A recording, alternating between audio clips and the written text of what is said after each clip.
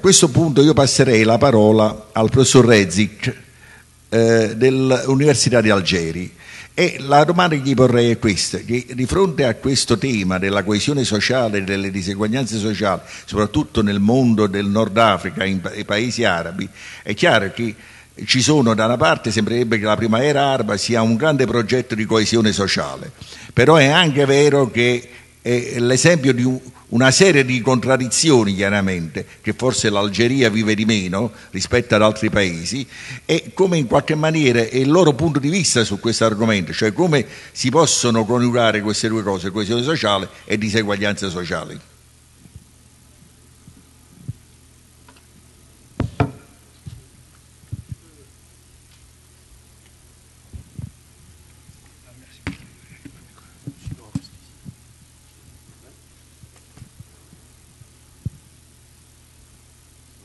C'est ouvert. Merci bien, Monsieur le Président. Je voudrais d'abord remercier le docteur Corvino et le professeur Amoroso d'avoir bien voulu m'inviter à cette importante réunion. J'avoue que, personnellement, je devais faire quelques remarques, à votre suite d'ailleurs, sur ces inégalités et cette cohésion sociale. Remarque aussi générale, mais qu'il est important de rappeler de temps en temps, qu'on a tendance à oublier, mais peut-être, si vous voulez, après, si j'ai du temps, je pourrais dire deux mots sur l'expérience algérienne, qui effectivement, dans ce contexte mouvant du monde, ce qu'on a appelé, entre guillemets, les printemps arabes, l'Algérie semble se comporter autrement. Mais je voudrais rapidement, si vous le permettez, faire d'abord une petite remarque pour taquiner. En écoutant ce matin les interventions sur l'immigration, j'ai failli dire à nos immigrés, rassurez-vous, ce genre de débat, nous l'avons connu avant la crise de 1929. Lorsqu'il y avait le boom, on se bagarrait pour faire venir la main-d'œuvre des pays en développement. Et lorsqu'il y a crise, on se met à comptabiliser. Autrement dit, c'est un système récurrent. Peut-être que dans l'avenir, lorsque la croissance reviendra, on oubliera un peu ces chiffres et on commencera encore à rappeler, compte tenu notamment des situations démographiques. La deuxième remarque, c'est aussi pour relativiser ces notions d'inégalité, etc. Je voudrais, s'il vous plaît, citer une boutade de Mrs. John Robinson, qui disait, à l'occasion de la grande crise 1929, elle disait: il y a quelque chose de pire que l'exploitation, c'est la non-exploitation, c'est-à-dire le chômage. Lorsqu'on a autant de chômeurs, les notions d'inégalité de revenus paraissent relativement secondaires, parce que les gens savent ce que c'est, ils ne sont plus en situation d'exploitation, je me répète, mais en situation de chômage. Néanmoins, si vous le permettez, je considère que la cohésion sociale, comme tout le monde, est le socle fondamental pour le développement. Nous considérons que l'allocation rationnelle des ressources rares est aussi primordiale, mais le marché, il est établi que le marché, ce n'est pas le marché qui assure cette allocation rationnelle, mais le système concurrentiel, ce qui est complètement différent. Deuxièmement, il a été établi par pas mal de prix Nobel d'économie, notamment Solow, qui disait que le marché ne peut pas résoudre la question du chômage ou de l'emploi. Troisièmement, il est également établi que le marché est créateur d'une différenciation sociale. Et la question fondamentale qui se pose alors pour une société, c'est quel est le degré que peut tolérer une société quant aux inégalités tout en maintenant sa cohésion sociale? C'est la question fondamentale. Dans ce cadre-là, un certain nombre d'auteurs ont innové. Ils ont introduit dans un premier temps la différence entre les inégalités efficaces et les inégalités inefficaces, considérant que les inégalités inefficaces sont celles qu'il faut faire disparaître parce qu'elles sont nuisibles. Quant aux efficacités, les inégalités efficaces, il faut y réfléchir. Il y a même eu, je voudrais le citer, un sondage aux États-Unis durant les années 90 sur ces questions. Les réponses ont été les suivantes. Plus de 50% de la population sondée considérait comme admissible le fait qu'un entrepreneur puisse obtenir un revenu élevé. Parce qu'il prend des risques, je reprends un peu ces arguments, parce qu'il prend des risques, parce qu'il innove et parce qu'il crée de l'emploi. alors que les mêmes plus de 50% de la population considéraient comme inadmissible que des gains aussi substantiels puissent être acquis aussi rapidement à travers les spéculations, notamment sur les marchés boursiers. Donc, autrement dit, cette idée d'efficacité, de non-efficacité semblait un peu commencer à se dessiner.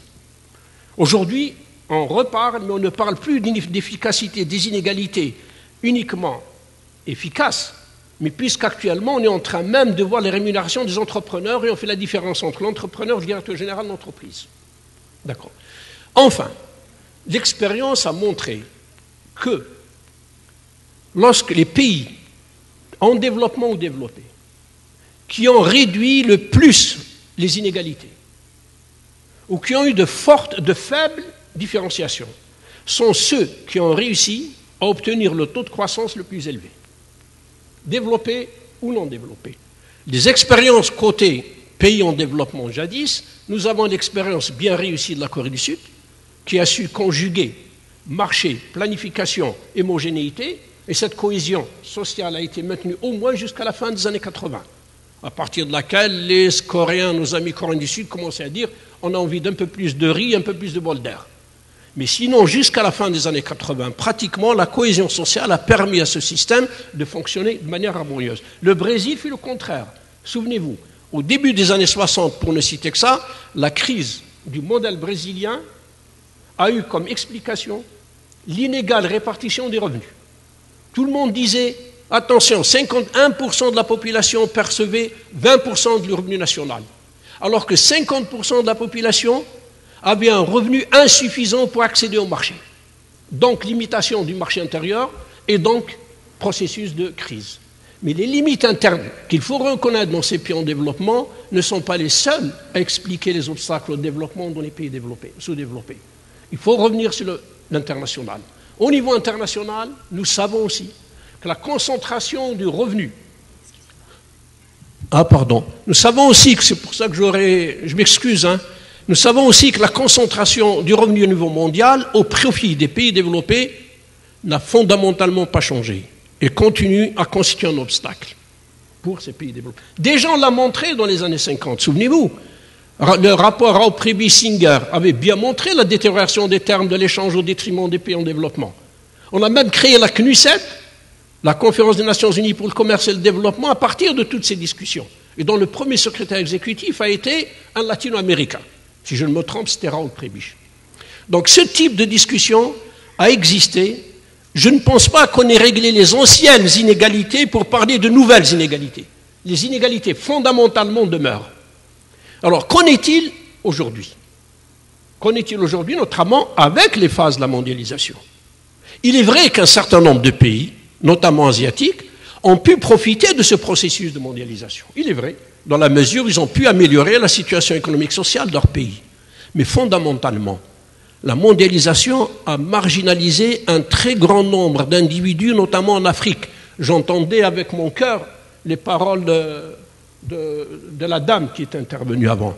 Si vous avez fait un tour en Afrique, non seulement étudié, mais fait un tour en Afrique, lorsque le niveau de marginalisation se situe, c'est la pauvreté, c'est la malnutrition, c'est la maladie, c'est le froid, c'est l'insécurité alimentaire. Lorsque vous leur parlez de croissance et développement, ils disent que ce sont des chimères, excusez-moi d'être direct. Pour eux, ce sont des concepts qui n'existent pas. Et si je ne me trompe, un certain nombre d'auteurs ont eu l'occasion de se pencher sur cette situation. Je pense par exemple au prix Nobel Stiglitz, qui avait montré, au moins il a commencé à montrer, les dysfonctionnements de cette économie, de cette mondialisation qui fonctionne selon le marché. Il avait même commencé à proposer des pistes pour repenser cette mondialisation. Malheureusement, il a fallu attendre la crise de 2008, la crise financière. C'est la crainte de la propagation de cette crise, c'est la crainte de la récession généralisée dans les pays qu'on a commencé alors à débattre de ces questions et de l'interventionnisme.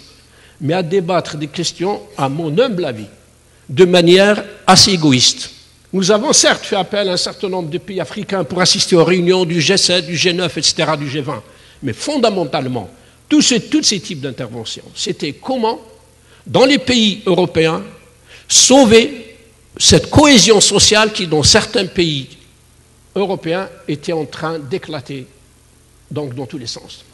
Or, si l'on parle tout à l'heure d'immigration, si on ne pense pas le problème de la mondialisation de manière nord-sud, entre guillemets, si on ne pense pas ne repense pas à la mondialisation de manière globale, si on n'abandonne pas, à mon avis, ces concepts de produits intérieurs bruts, ces produits de croissance, depuis plusieurs années, on ne parle plus de développement. On ne parle que de croissance, alors que le développement est complètement différent. Si on ne repense pas, je m'arrêterai, si on ne repense pas, à mon avis, cette approche, nous risquons, pour ce qui est de l'avenir, ne pas être très, très optimistes. Je vous remercie de m'avoir écouté. Merci bien.